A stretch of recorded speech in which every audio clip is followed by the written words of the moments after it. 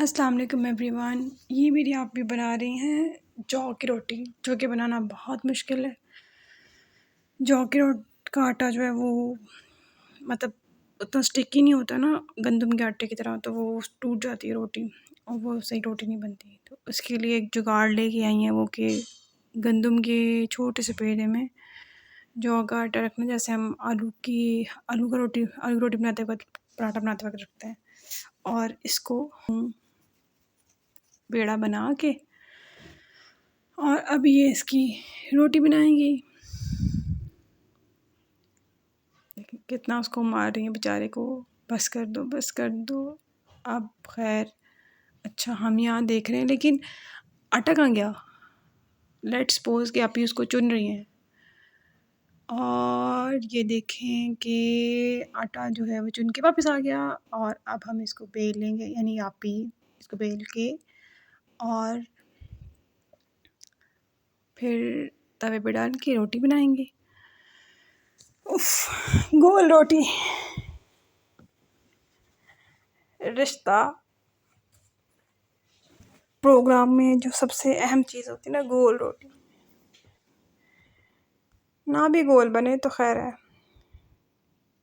पेट तो गोल ही है ना आपका। वो कौन सा चकोर रोटी खाने से पेट चकोर हो जाएगा, वैसे का वैसे ही रहेगा। देखिए हमने नहीं बनाई गोल रोटी, हमारी रोटी फट भी गई है, लेकिन कोई मसला नहीं है। मेरी आप भी मैरिड है, उनका रिश्ता हो चुका है, तो हमें रिश्ते का वो कराना ही नहीं है। ऐसे लोग में रिश्ता ही नहीं, हमारा रिश्ता हुआ है, हमें रिश्ते की टेंशन ही नहीं है। अलट पलट करके रोटी बन जाएगी और इसको खा लिया जाएगा। जो कि डाइट पे लोग हैं वो खाएंगे, वैसे ना भी डाइट पे हो तो अच्छी है। मैंने खाई हुई 2-3 दफ़ा आप ही के साथ, तो बहुत हेल्दी होती है। दही की चटनी के साथ जौ की रोटी बहुत मज़ेदार लगती है। अभी तो खैर आप ही खाएंगी, मैं तो नहीं खा रही ये रोटी। ये मेरी आप ही का बन रहा है नाश्ता। लो जी बन गया, डन डन डन। और अब बारी है मेरी। अच्छा खैर मुझे इस तरह के व्यूज़ बहुत अच्छे लगते हैं। आज किस्मत से मैं छुट्टी पे थी, तो मुझे ये देखने नसीब हुए। मुझे सुबह और दोपहर से पहले का टाइम और घर में खामोशी जब सब चले जाते हैं, मुझे बड़े अच्छे लगते हैं। और ये हल्की हल्की जो अंदर रोशनी आती है घर के अंदर, बहुत खूबसूरत लगती है, मुझे बहुत फैसिनेट करती है। मैं इन व्यूज़ को एंजॉय कर रही थी और मेरे लिए कहवा बन रहा था।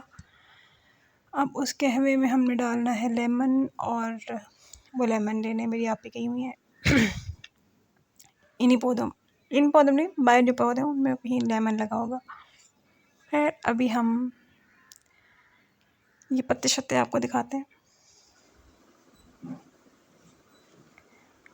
और ये है जी मेरा कहवा, इसमें मिंट, सौंफ और लेमन है। तबीयत थोड़ी सी बेहतर होने पर हम ज़रा अपने मेकअप को सलाम दुआ करते हैं, जिसे हमने पता नहीं क्यों ख़रीदा था और कभी यूज़ नहीं किया।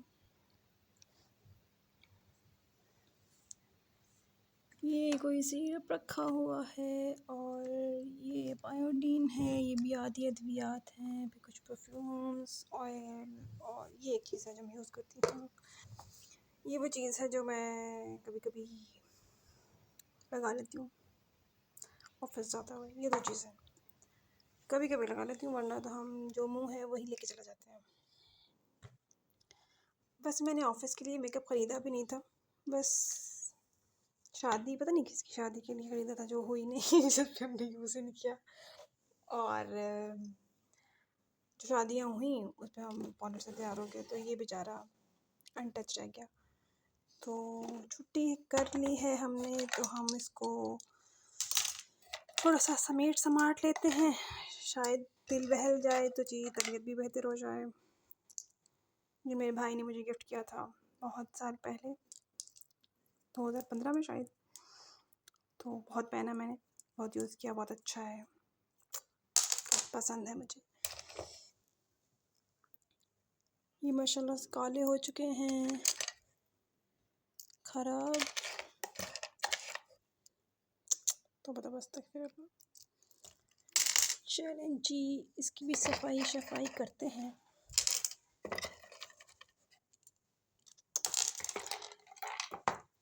ये 2 लिपस्टिक्स मैंने खुद खरीदी थी। ये मैंने ब्लैक नेल पेंट भी मुझे बहुत शौक आया था, एक दफ़ा मैं पहन ले लिया, बस फिर 1-2 बार ही लगाया होगा। ये लिपस्टिक मेरी एक नीस की है, यहाँ भूल गई थी, फिर उस तक पहुँच ना पाई, तो फिर मैंने कहा कि बेटा ये मेरा गिफ्ट है तो ये मैंने ही ले लिया।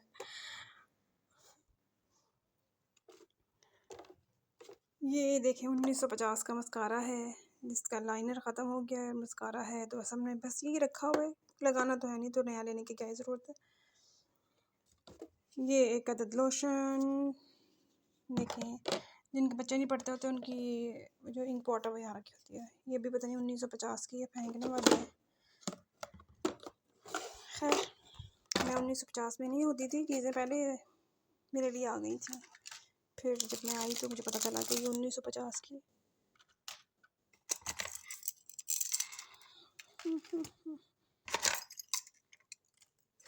सब निकालना पड़ेगा और सबको दोबारा से अरेंज करना पड़ेगा। ऐसे तो मुश्किल है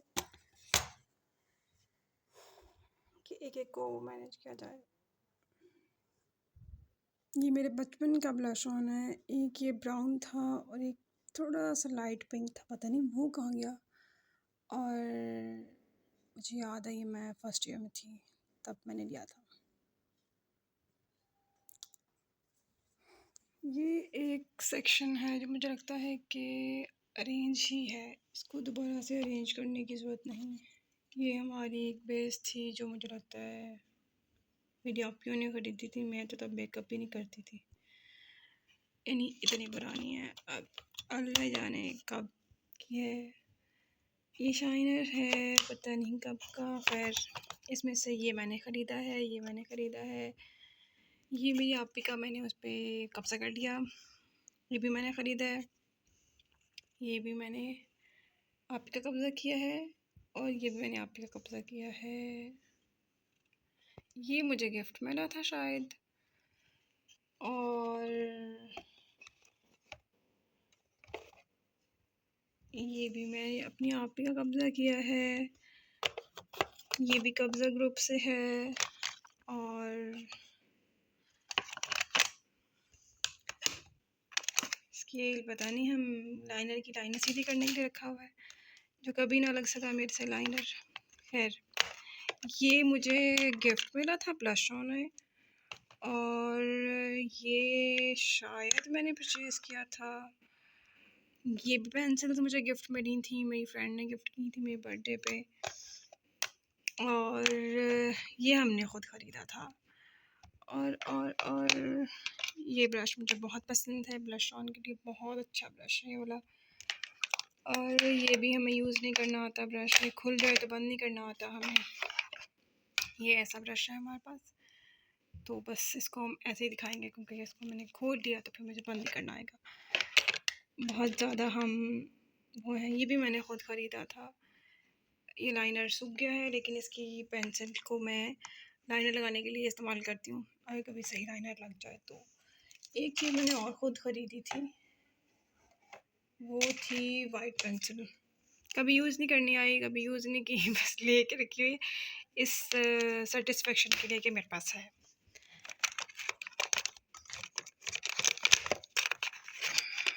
ये कहीं रख के दिखाती हूँ।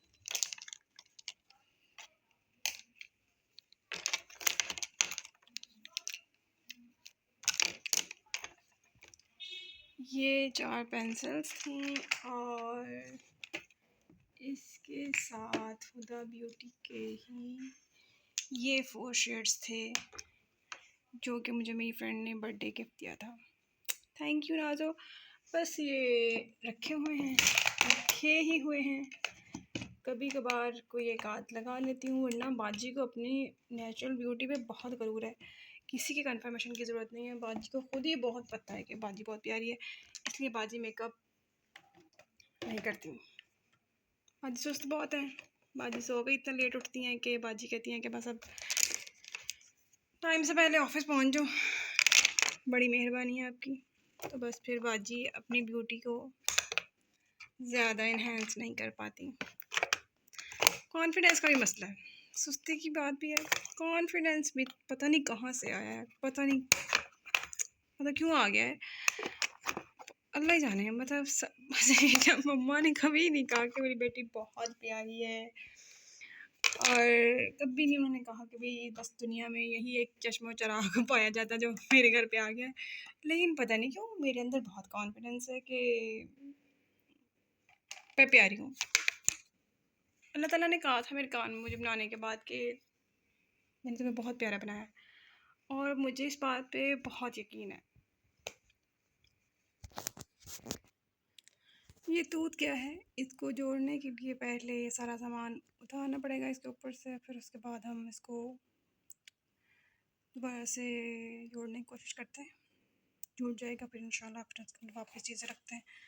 मैंने वो बच्चियाँ जो मुझे देख रही हैं जो टीन एज में हैं, आजकल तो बहुत शौक बच्चों को भी 7th-8th क्लास की मैं तो ये कह रही थी मेकअप कि शुरू मैं कर बहुत देती हैं बहुत कॉन्फिडेंट हूँ इस ज़्यादा। बारे में कि मैं तो प्यारी हूँ। उनसे मुझे ये कहना था तो कि बेटा मुझे याद आया कि एक टाइम था कि मेरा मुंह टपाल दानेदार हुआ करता था, इतने दाने थे मेरे मुँह चेहरे पे, लेकिन फिर भी मैं ओके थी कि हाँ मुँह पे दाने हैं, मुझे पता था कि मुँह पे दाने हैं, ये ख़त्म होने चाहिए, ये नहीं होने चाहिए मुझे, लेकिन मैं अपने आप को किसी से कम नहीं समझती थी। मैं प्यारी हूँ ये मुझे पहले ही पता था। फिर एक यूनिवर्सिटी के टाइम पे ऐसा बुरा सन टैन हुआ और बहुत अगर कोई कहता है कि सुकड़ी, कमज़ोर तो मैं पहले से थी, लेकिन फिर ज़्यादा ही सुकड़ी हो गई, तो उस पे भी मैं कॉन्फिडेंस कहीं नहीं गया, मुझे तो पता था यार सन टैन हो गया है, खैर है। मतलब मेरी मम्मा कहती थी कि यार ये क्या हो गया, मेरी बेटी काली होगी, रिश्ते नहीं आएंगे, फलाने होगा, ढमाका। मैं कहती मम्मा ऐसी ही थी मैं पहले भी, क्या ही हो गया। मम्मा कहती थी नहीं नहीं नहीं, खैर मेरी अम्मा ने बहुत टेंशन ली, मैंने कोई टेंशन नहीं ली, सन टैन भी अल्लाह हाफिज़ हो गया। मुझे लगता है मेरी एक दोस्त थी, उसके ना बाल बहुत गिरते थे, वो बहुत टेंशन लेती थी, और मुझे लगता है अब तक वो गंजी हो गई होगी। अब मैं सब बहुत मना करती थी कि टेंशन नहीं लिया करो, मैंने वो तपाल दानेदार की टेंशन नहीं ली, तो मेरे फेस से दाने चले गए, पता नहीं कैसे चले गए। So be confident, love yourself and keep smiling. Allah Hafiz.